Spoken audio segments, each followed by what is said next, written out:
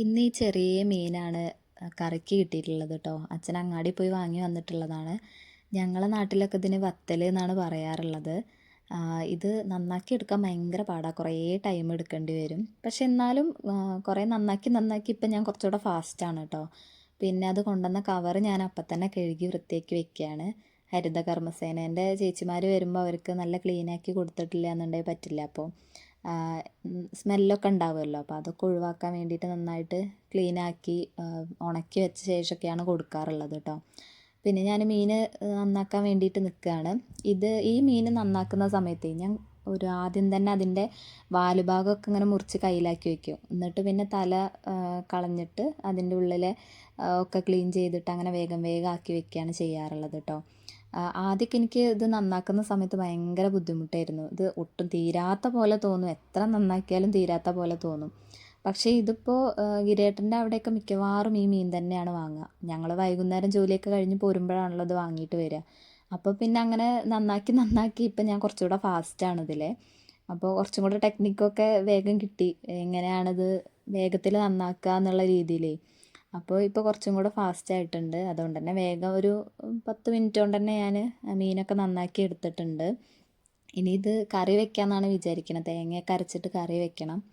അപ്പോൾ അതിക്ക് കുറച്ച് വെളുത്തുള്ളിയും ഇഞ്ചിയും കാര്യങ്ങളൊക്കെ ശരിയാക്കി വെക്കുകയാണ്. ഞാനത് ശരിയാക്കുന്ന സമയത്താണ് കേട്ടോ ഞങ്ങളുടെ തൊഴിലുറപ്പിൻ്റെ ചേച്ചിമാർ അതിലങ്ങനെ പോകുന്നുണ്ടായിരുന്നു. അവർക്ക് ഇപ്പോൾ കുറച്ചും കൂടെ ഫോട്ടോസും കാര്യങ്ങളൊക്കെ അപ്ലോഡ് ചെയ്യാനുണ്ട്. അപ്പോൾ അവരവിടെ നിന്നിട്ടാണ് ഫോട്ടോ എടുക്കുന്നൊക്കെ ഉണ്ടായിരുന്നു. അപ്പോൾ കുറേ പേരുള്ളത് കൊണ്ട് ഞാനതിങ്ങനെ നോക്കിയിരിക്കുകയായിരുന്നു. പിന്നെ അതിന് ശേഷം ഞാൻ തേങ്ങ ചിരവാനൊക്കെ നിന്നു. അപ്പോൾ തേങ്ങ ചിരവുമ്പോഴാണ് എന്നെ സഹായിക്കാമെന്നും പറഞ്ഞിട്ട് ഒരാൾ അടുക്കളയ്ക്ക് വന്നിട്ടുള്ളത് കേട്ടോ. ഞാനും കരുതി എന്താ ഇപ്പോൾ ഈ സഹായിക്കുന്നതിൻ്റെ കാരണം എന്നുള്ളത്. അപ്പോൾ എന്തായാലും മൂപ്പര് എല്ലാം ഒക്കെ ചെയ്യുന്നുണ്ട്. നമ്മൾ ചെയ്യുന്ന രീതികളൊന്നും ആവില്ല, അച്ഛൻ്റെതൊക്കെ വേറൊരു സ്റ്റൈലാണ്. അപ്പോൾ ഇതിൻ്റെ കാരണം എന്താ അറിയോ? ഫോണിൽ ചാർജില്ല, ഫോണ് ചാർജ് ചെയ്യാൻ വെച്ചിട്ടുള്ളതാണ്. അപ്പോൾ ടൈം പോണില്ല, അതുകൊണ്ട് എന്നെ സഹായിക്കാമെന്നും പറഞ്ഞിട്ട് എൻ്റെ കൂടെ കൂടിയതാണ് കേട്ടോ. ഞാനെന്തായാലും വേണ്ടാന്നൊന്നും പറഞ്ഞില്ല. പിന്നെ നിങ്ങൾ തന്നെ ഉണ്ടാക്കിക്കോളി എന്നൊക്കെ പറഞ്ഞു. അച്ഛൻ ഉണ്ടാക്കുന്ന ഫുഡിന് നല്ല ടേസ്റ്റാണെന്നൊക്കെ പറഞ്ഞിട്ട് അച്ഛനെ മോട്ടറാക്കിയിട്ട് ഇങ്ങനെ നിൽക്കുകയാണ്. അപ്പോൾ അച്ഛൻ എന്നെ കളിയാക്കൊന്നും വേണ്ട എന്നൊക്കെ പറഞ്ഞുകൊണ്ട് അത് ഉണ്ടാക്കുകയാണ് കേട്ടോ. പിന്നെ ഇപ്പോൾ ഇതൊക്കെ വെച്ച് കഴിയുമ്പോൾ അച്ഛൻ്റെ സ്റ്റൈലൊക്കെ വേറെ ആയതുകൊണ്ട് ഞങ്ങൾ തമ്മിൽ അങ്ങോട്ടും ഇങ്ങോട്ടൊക്കെ ഓരോന്ന് പറയുന്നുണ്ട്. പിന്നെ ഞാൻ പറഞ്ഞു ഫോണിൽ ചാർജ് ആയിട്ടുണ്ട്, നിങ്ങൾ പോയിക്കോളി പറഞ്ഞിട്ട് പറഞ്ഞയച്ചിട്ടുണ്ടായിരുന്നേ. പിന്നെ ഞാൻ കറിക്ക് വേണ്ടിയിട്ടുള്ള തേങ്ങ അരയ്ക്കാൻ വേണ്ടി നിന്നതാണ്.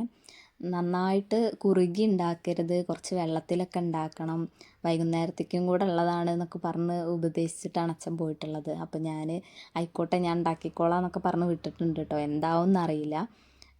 എന്തൊക്കെ ഉലുവയോ ജീരകം എന്തൊക്കെയോ അച്ഛൻ അതിൻ്റെ ക്രെഡിറ്റ് മൊത്തം എന്തായാലും അച്ഛൻ തന്നെയാണ്. പിന്നെ ഞാനത് അരച്ചൊക്കെ വെച്ചിട്ട് കുറച്ച് പാത്രങ്ങൾ കഴുകാനൊക്കെ ഉണ്ടായിരുന്നു. അതൊക്കെ ഒന്ന് കഴുകി വെച്ചു. ആ പാത്രം കഴുകുന്നതിൻ്റെ ലിക്വിഡ് ഇട്ട് വെച്ചിട്ടുള്ളത് ആ ഒരു പാത്രം കണ്ടോ? അതിപ്പോൾ പുതുത് അമ്മ വാങ്ങിയതാണ് കേട്ടോ. അതിൻ്റെ സൈഡിൽ ഹാൻഡ് വാഷാണ്, പിന്നെ അതിൻ്റെ താഴെയാണ് ലിക്വിഡ് ഒഴിച്ചു കൊടുക്കുന്നത്. എന്നിട്ട് ആ ബ്ലാക്ക് ഭാഗം ഇങ്ങനെ പ്രസ് ചെയ്ത് കൊടുക്കുന്ന സമയത്ത് ആ ലിക്വിഡ് മുകളിലേക്ക് ഇങ്ങനെ കയറി വരും. ഇവിടെ ഓരോ തവണ വന്ന് നിൽക്കുന്ന സമയത്തും പുതിയ പുതിയ ഐറ്റംസ് എന്തെങ്കിലും അമ്മ കടയിൽ നിന്ന് വാങ്ങി വെച്ചിട്ടുണ്ടാവും കേട്ടോ. അമ്മ സൂപ്പർ മാർക്കറ്റിലും കൂടെ ആയതുകൊണ്ട് പുതിയ പാത്രങ്ങളൊക്കെ വന്നു കഴിഞ്ഞാൽ അമ്മയ്ക്ക് അതിൻ്റെ ക്രേസ് ഭയങ്കരമായിട്ടുണ്ട്. അപ്പോൾ അമ്മ അതൊക്കെ വാങ്ങി കൊണ്ടുവന്ന് വയ്ക്കും. പിന്നെ ഞാൻ പാത്രമൊക്കെ കഴുകി കഴിഞ്ഞ് അപ്പോഴത്തേക്ക് മീനൊക്കെ വെന്തിട്ടുണ്ടായിരുന്നു. പിന്നെ അതിലേക്ക് തേങ്ങ അരച്ച് പാർന്നു. വെള്ളം കുറുകി പോകണ്ടെന്നുള്ളതുകൊണ്ട് കുറച്ച് വെള്ളം കൂടെ ഒഴിച്ചിട്ടുണ്ടായിരുന്നു കേട്ടോ. ഉപ്പും കാര്യങ്ങളൊക്കെ കറക്റ്റായിരുന്നു. അച്ഛൻ ഉപ്പൊക്കെ ഇട്ടാൽ കറക്റ്റായിരിക്കും, അതുകൊണ്ട് അതുമ്മലൊന്നും കൂടുതൽ ഒന്നും ചെയ്യേണ്ടി വന്നിട്ടില്ല. പിന്നെ കറി നന്നായിട്ട് തിളച്ച ശേഷം അത് ഓഫ് ചെയ്ത് വെച്ചു. ചോറ് വാർത്ത് വെച്ചിട്ടുണ്ടായിരുന്നു, അപ്പോൾ അത് റൈസ് കുക്കർക്ക് മാറ്റി വയ്ക്കുകയാണ് കേട്ടോ. അത് റൈസ് കുക്കർക്ക് മാറ്റി വെച്ച് കഴിഞ്ഞാൽ വൈകുന്നേരം വരെ ആ ചൂട് അതിലിങ്ങനെ ഉണ്ടാവും. അപ്പോൾ നല്ല ഫ്രഷ് ഫുഡ് കഴിക്കണ പോലെ ഉണ്ടാവും. അല്ലാന്നുണ്ടെങ്കിൽ പെട്ടെന്ന് തണുത്തു പോവും.